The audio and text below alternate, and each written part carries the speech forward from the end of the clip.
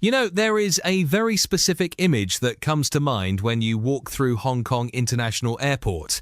You hear the click-clack of heels, you see the sharp red uniforms, and there's this air of, I don't know, almost military precision mixed with high-end luxury. It's the Cathay Pacific cabin crew. It is iconic, isn't it? For decades, that image hasn't just been about an airline. It's been a symbol of Hong Kong itself. That blend of East meets West, efficiency meets grace. But I think for most people, the understanding of that job stops at the uniform and the meal service. Right, the chicken or pasta routine. But lately, the conversation around Cathay has shifted. It feels like the veil has slipped a little bit. We aren't just talking about their service awards anymore, we're hearing about morale issues, staffing shortages, and some pretty intense cultural controversies. It makes you wonder, what is actually happening behind that polished smile? That's the million-dollar question. To understand the current state of the Cathay cabin crew, you have to understand the legacy they are carrying. Historically, being a flight attendant for Cathay wasn't just a job, it was a status symbol. In the 80s and 90s, the acceptance rate was incredibly low. We are talking deeper competition than getting into some Ivy League universities.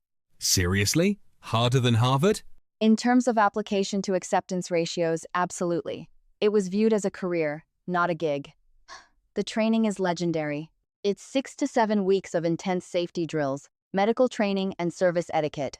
They aren't just taught how to pour champagne, they are taught how to evacuate a burning fuselage in 90 seconds while shouting commands in multiple languages.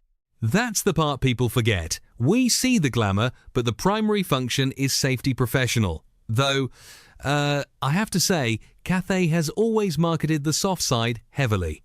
The service straight from the heart campaigns. Exactly, and that is where the tension lies today. That slogan relies on what sociologists call emotional labor. It's the effort required to manage your own feelings to create a publicly observable facial and bodily display. For a Cathay crew member, the expectation of that display is higher than almost any other airline. You aren't allowed to have a bad day. But post-pandemic, the cost of maintaining that facade has skyrocketed. Because the context has changed? Completely. Think about what happened during COVID.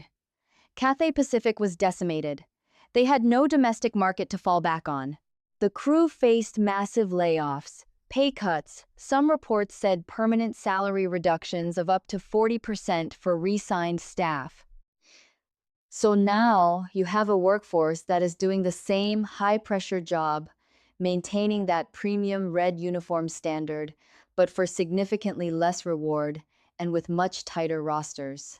That sounds like a recipe for burnout. It's like asking a Michelin star waiter to keep the same service standards but moving them to a fast food wage structure. Eventually, the cracks have to show. And they have shown. We can't ignore the recent controversies, the discrimination complaints, the leaked recordings of crew members mocking passengers' language skills. That was a flashpoint. It wasn't just about rude staff. It exposed a deeper cultural friction. That was the carpet versus blanket incident, right? It felt like it triggered a massive debate about language and identity in Hong Kong. Precisely. It highlighted a disconnect. For a long time, Cathay prided itself on English excellence. It was a colonial legacy brand. But the customer base has shifted. The economic gravity has shifted to mainland China.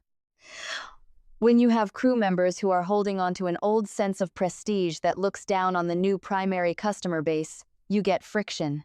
It forced the airline to look in the mirror and ask, who are we actually serving now?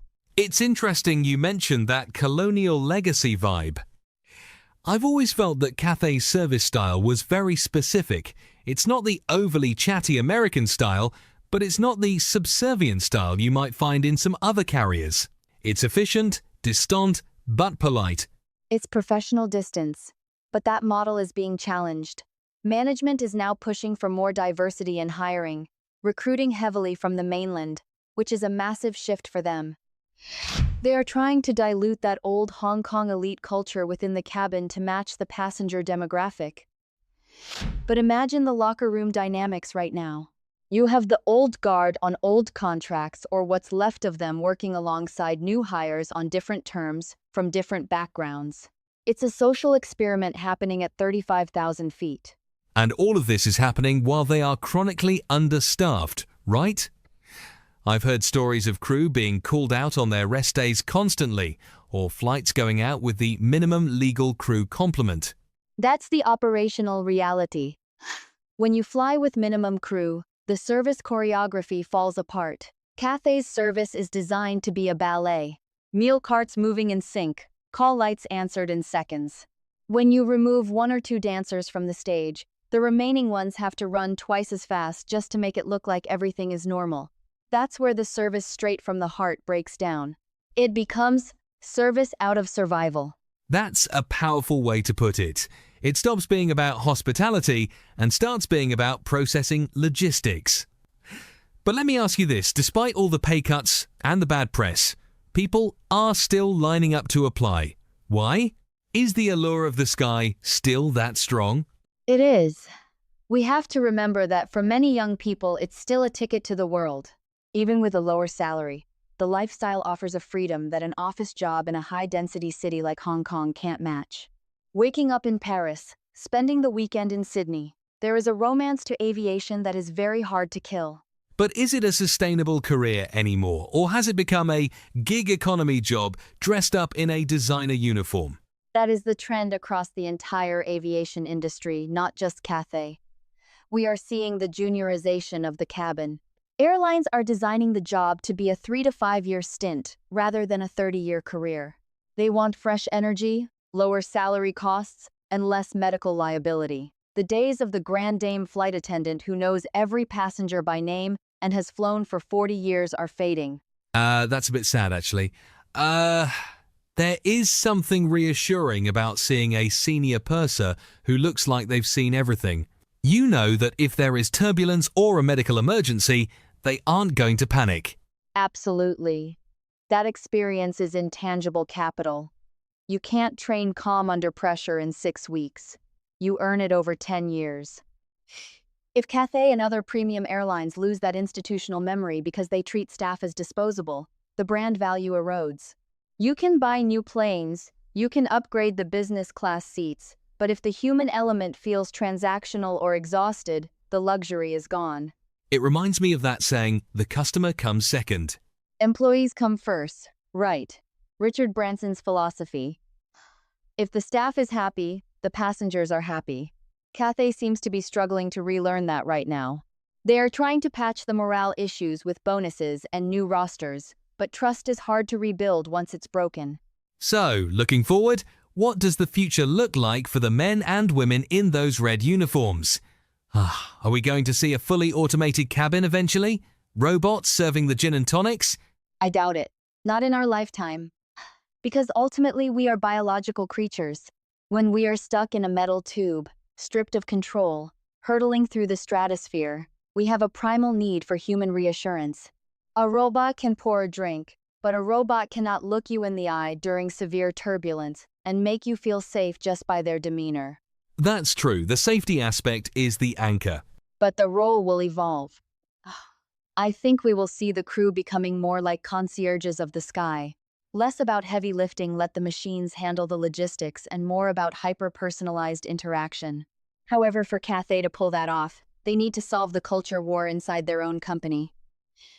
They need to integrate the new mainland hires with the local Hong Kong crew and create a new, unified identity that isn't based on colonial nostalgia, but on modern Asian hospitality.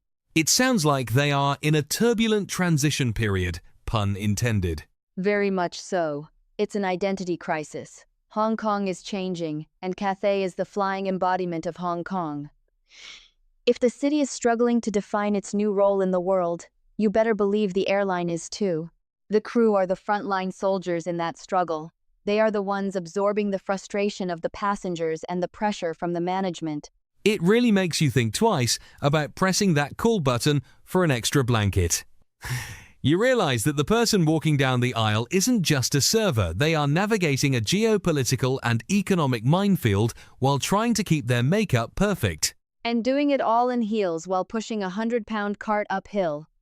It's a performance art.